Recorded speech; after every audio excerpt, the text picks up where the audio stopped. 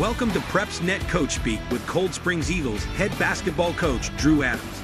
Here's your host, Aubrey Johnson. Welcome back, Coach. Yes, sir. Appreciate y'all having us again. All right. So this past week, you split the two games with a rare loss, which we'll talk about, and a win. So let's talk about back on January 16th, you lost to Falkville 52-45. That's not the way things have been going for you, Coach. It was an important area game, too. Tell us about it. Yeah, so we've been super healthy all year. Now, we didn't know how things would be after football, but those guys got pretty healthy pretty quick and have been able to basically use our entire roster all year. Get ready to go to Falkville Friday. Our backup big, one of our 6'6" kids, texts me that he's at home with about a 104, 103 fever.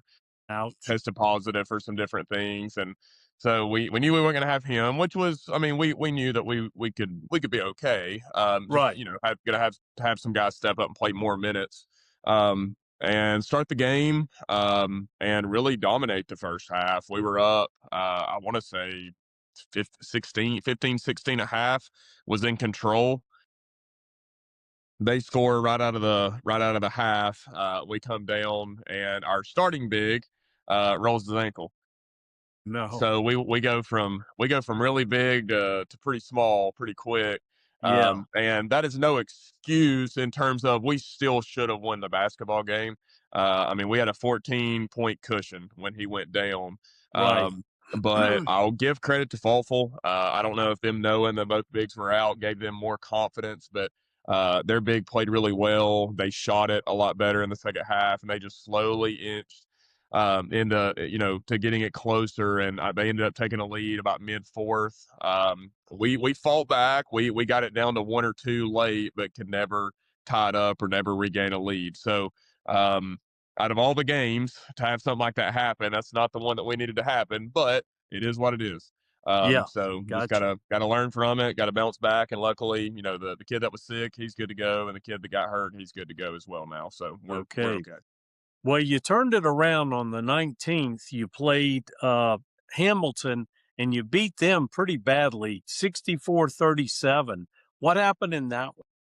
Yeah, leaving Falkville, I was really second-guessing scheduling that Hamilton game, that next Monday afternoon, Right. because they've had a decent year. So that was a random last-minute pickup game that we added because we knew we were going to get the bye in the county tournament. And we needed to play a team that, gets up and down, scores a lot of points. And it's kind of a weird game because Mo, our big that got hurt, that rolled his ankle, we held him out of that game. He didn't play, but Hamilton's best player also didn't play.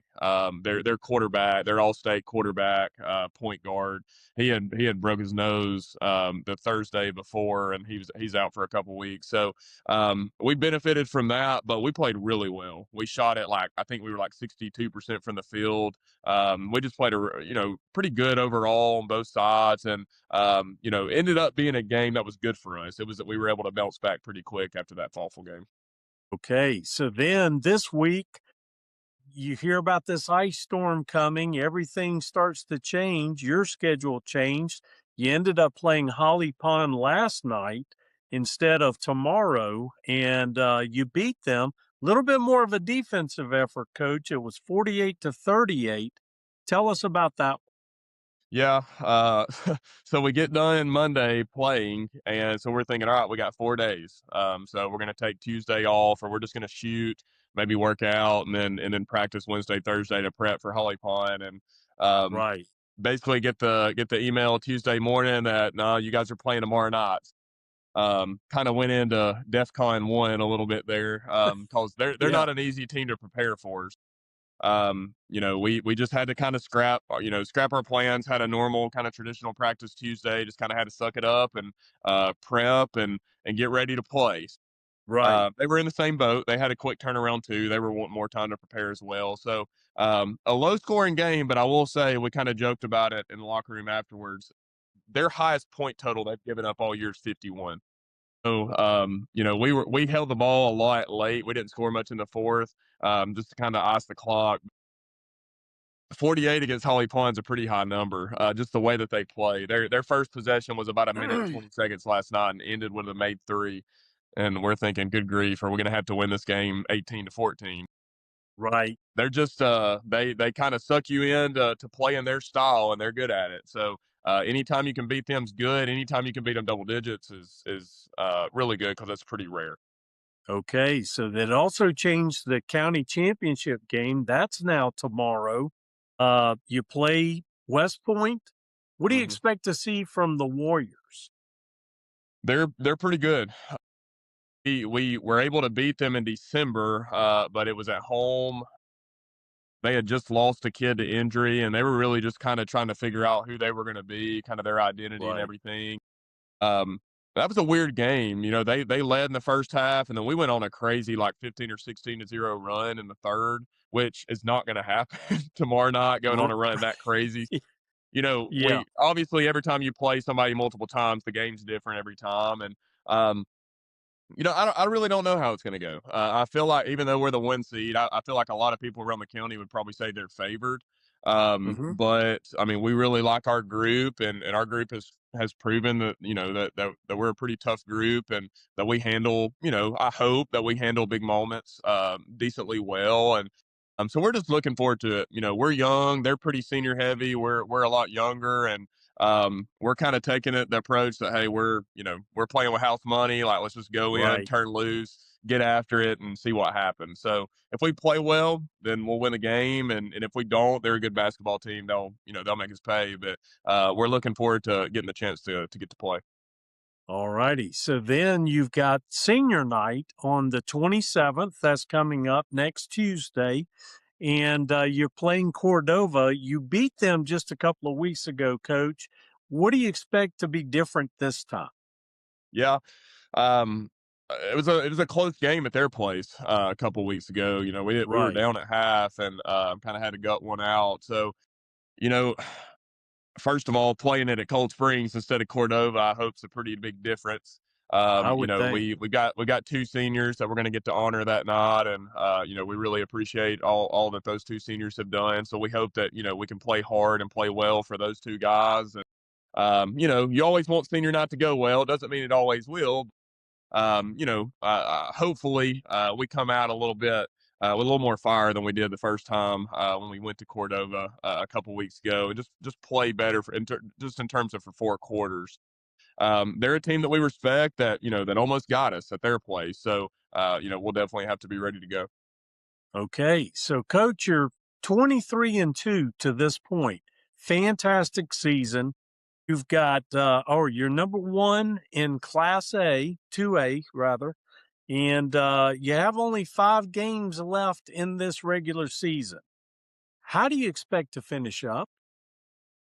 Yeah, so once we get this county championship game over with, really it's all eyes on postseason. I mean, Okay.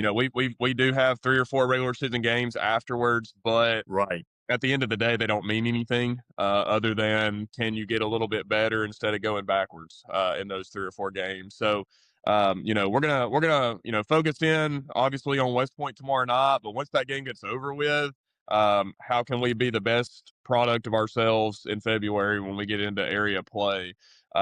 So, we've got a couple good teams coming up, a few that are having rough years. We added a game in with Jasper next Saturday, and they are really Right. good. So that's going to be good for us to get to play a good, a 6A city school. That's a really good team. So we're just looking at these next few regular season games just to make us better. Can we get a little better, regardless of results of those games? Can we be the best that we can be? You always want to peak in February, and hopefully, that's our goal. All right. So, Coach, this time last year, this team was looking at a losing record. Now, I just mentioned you're number one in Class 2A, 23-2. What do you attribute the turnaround to? How did you turn things around so quickly? I'm gonna go with players on that one. I'm Okay. gonna I'm gonna put that on the players. Last year, they ended up winning their area. They ended up finishing their season pretty good, had a chance to win a sub-region game late in the fourth quarter. But had a rough year before that, had kind of some ups and downs. But everybody in our county knew that, the varsity team was semi-young and the JV team at Cold Springs was really, really good. And everybody knew, hey, like that, in the next few years, there's potential for this team, for this program to really be solid. So, when I was, when Coach McKinnon, who did a really good job with them last year, when he took a principal job, and they were going to, have to open the position up, when my wife got the girls' job, I decided obviously to pursue this. We knew there was potential. Obviously, I would be lying if I didn't say that I knew there wasn't potential here. Did I think we would be at this point yet? No. But I give a lot of credit to our guys, to our players. We're a unique group. We knew we were going to be really big. Like, we are big for a 2A. But our guard play has really been solid this year. When you pair our guards with the size that we have, and then we guard really hard. Like, we had some good teams at Good Hope, but I'm not sure I had a team at Good Hope that defended and guarded the way this group does. So I'll give the guys credit there, but players win games, so I'll give the credits to the players there. This is true. Fantastic. Well, Coach, that's our show. We appreciate your time. We'll be back again next week for another Cold Springs edition of Coach